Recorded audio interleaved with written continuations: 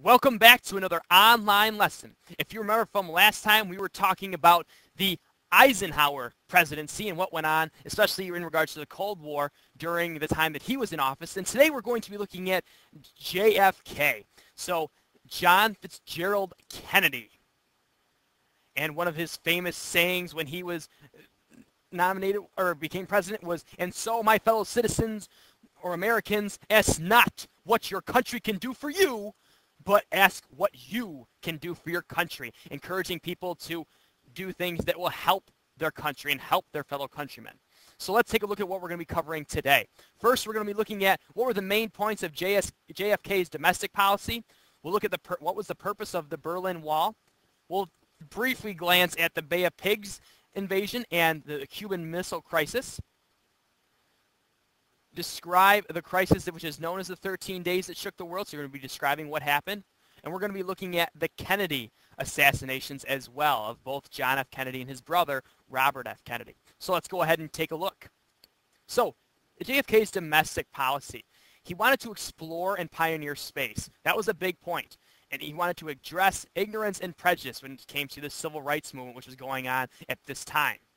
So in looking at exploring and pioneering space, Congress enacted measures to boost the economy, build national defense, provide international aid to countries who are fighting against communism. Again, thinking about the containment policy, and fund a massive space program known as NASA. And one of Kennedy's famous quotes was, "We will go to the moon," and that was his goal, get an American on the moon. So those are the big points of his domestic policy that we're going to cover today.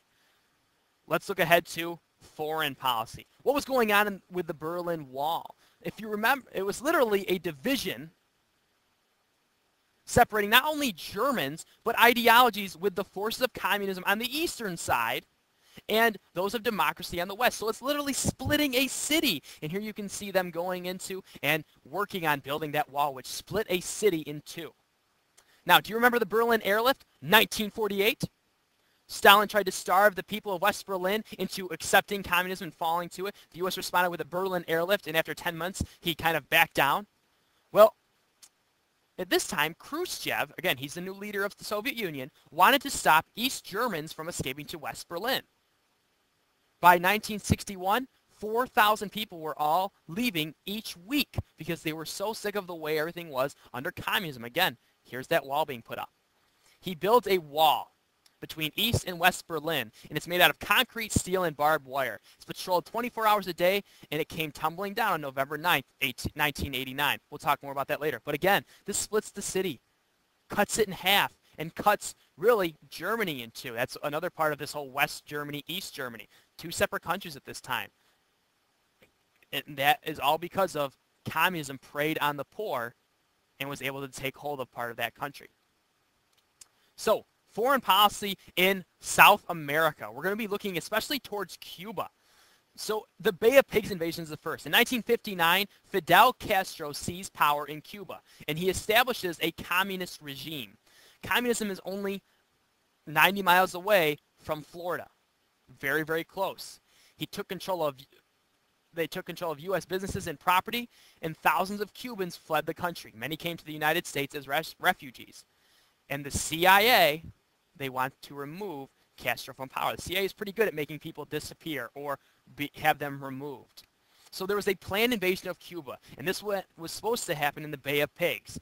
They were using Cuban exiles, equipping them with weapons, living in the U.S. to invade Cuba, and hope it would trigger a massive revolt against Cuba, especially Castro and the communist regime. April 17th, 1961, nothing went as planned. 1,400 Cuban exiles landed at the Bay of Pigs. The Cubans living there did not revolt. They did not stand up. They just kind of sat there and watched. They did not revolt. The invaders were killed or captured. And you can see that in this picture right here. The invaders that have been arrested and they're being held captive here. And this was an enormous embarrassment for Kennedy and the United States. And because of this was one of the reasons of the Cuban Missile Crisis. Not the exact reason, but it was something that factored in. And this was 13 days that shook the world.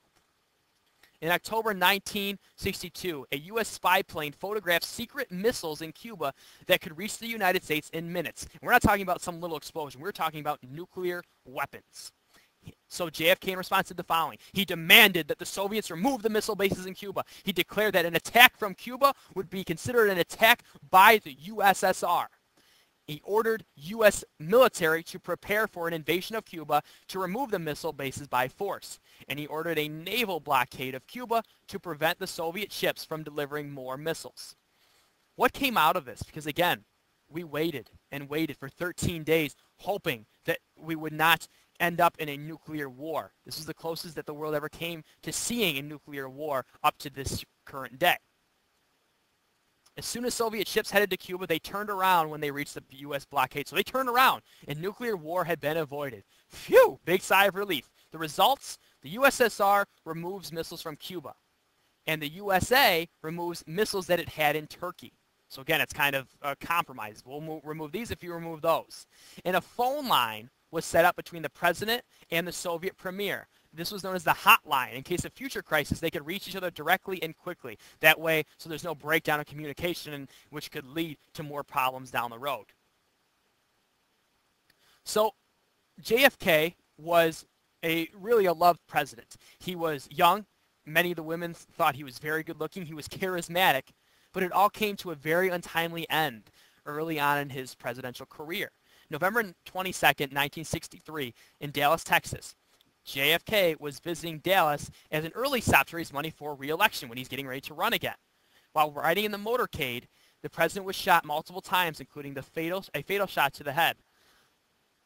Lee Harvey Oswald was blamed for this assassination. However, there's many controversies that surround the president's death. Many claim that there was a second shooter, someone from the grassy knoll, and we'll talk a little bit about that in class.